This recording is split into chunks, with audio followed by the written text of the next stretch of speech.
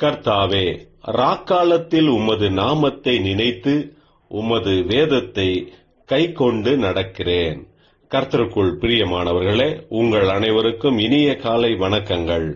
இன்றைய வேத வசன தியானத்திற்கென்று நாம் தெரிந்தெடுத்திருக்கும் வேத பாகமானது யோனா 3 அதிகாரம் 6 வசனம்.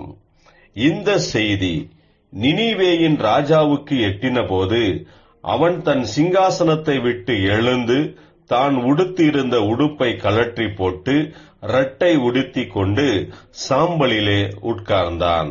பிரியமானவர்களே, இன்றைய வேத தியானத்தின் தலைப்பு சிங்காசனத்தை விட்டு எழுந்து தன் உடுப்பை கழற்றி போட்டு சாம்பலிலே உட்கார்ந்தான் என்பதே.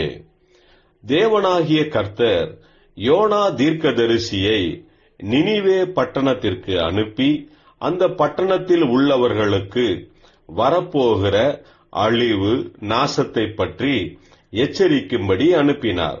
யோனாவோ நினிவே பட்டணத்தில் இருக்கிறவர்கள் கொடுமையானவர்கள், துன்மார்க்கர்கள், அவர்கள் அழிந்தே போகட்டும் என்று சொல்லி நினிவேக்கு போகாமல் தர்சீஸ் பட்டணத்திற்கு போனார்.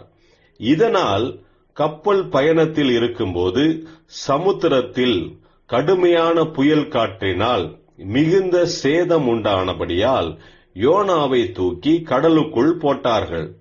யோனாவை மிக பெரிய மீன் விழுங்கி 3 நாள் வைத்திருந்து பிறகு அவரை கரையில் கொண்டு வந்து போட்டது. இப்போது நினிவே பட்டணத்தாருக்கு வரப்போகிற நாசம் பற்றி யோனா எச்சரித்ததினால் அவர்கள் மனஸ்தாபப்பட்டு மனம் திரும்பி இரட்டை உடுத்திக் கொண்டு சாம்பலிலே உட்கார்ந்து உபவாசித்தார்கள். தேசத்தின் ராஜாவும் சிங்காசனத்தை விட்டு இறங்கி இப்படியே சாம்பலில் உட்கார்ந்தான். சிங்காசனத்தை விட்டு எழும்புவது என்பது தன்னுடைய ஸ்தானம் பதவியிலிருந்து கீழே இறங்கி வருவதை குறிப்பதாகும்.